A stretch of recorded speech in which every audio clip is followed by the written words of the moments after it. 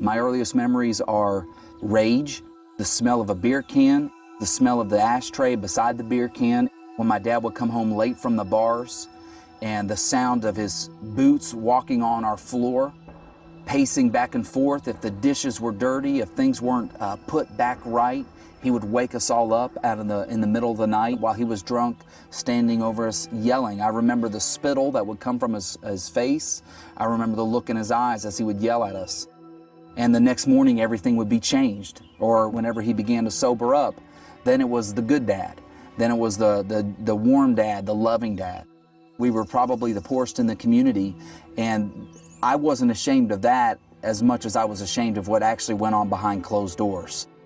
Around the age of 8, I saw my dad raping my mom after a night of destroying the house. I walked in after school, got off the bus, and went in the house. As I got into the living room of our trailer and the screaming from my mom grew louder and louder, I grabbed hold of the doorknob and I just gave it a little push, and it opened up. And that's when I saw my dad raping my mom. My mom saw the door swing open, and she looked at me with like these eyes that said, "Get out, Joe, just get out." And my dad followed her gaze, and he looked at me with so much hate. And he looked at me and he said, "Go get the knife." Everybody growing up knows what the knife is. You know, there's always that knife that you're not supposed to touch. And as I walked towards the kitchen, I just heard my mom crying out, "No, Joe, no, no, Joe, no." And the cries, even though I got further away, they pierced deeper and deeper into my heart. And I just kept hearing my dad say, "Get the knife, get the knife." So I walked to the kitchen, and there was the knife, the big, sharp butcher's knife is what we knew it as. And beside it, in that same drawer, was a butter knife. And I thought, a way that I can get out of this is to act like I don't know what my dad is talking about. So I reached in the drawer and I grabbed the butter knife, and I brought it back through the living room to my parents' bedroom and opened up my hand to give him the knife, and he knocked it out of my hand, slammed the door, and finished what he was doing. The drinking continued, the violence continued, and when I was around the age of 13, my mom decided enough was enough, and she sought a divorce from my dad. She showed up at school one day. We drove to Nashville, Tennessee to stay at a YWCA shelter for battered and abused families. I did not have any hope. I didn't know even what joy was. I didn't even know how to have fun or how to laugh or just how to lighten up. So they sent me to a psychiatric hospital.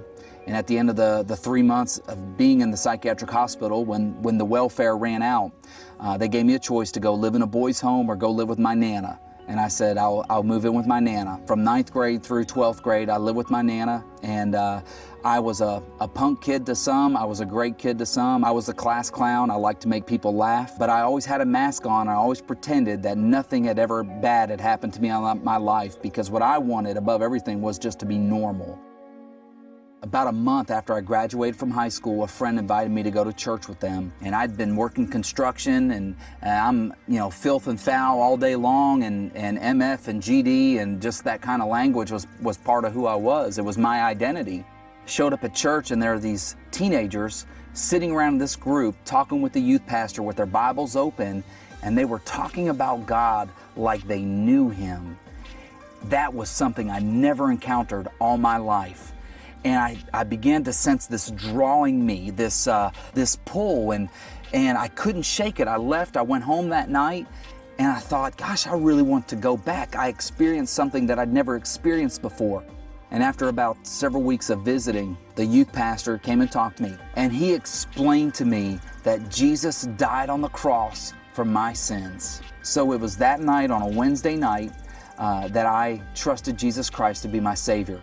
The youth pastor didn't know that I was hurting. He didn't know I was abused as a kid.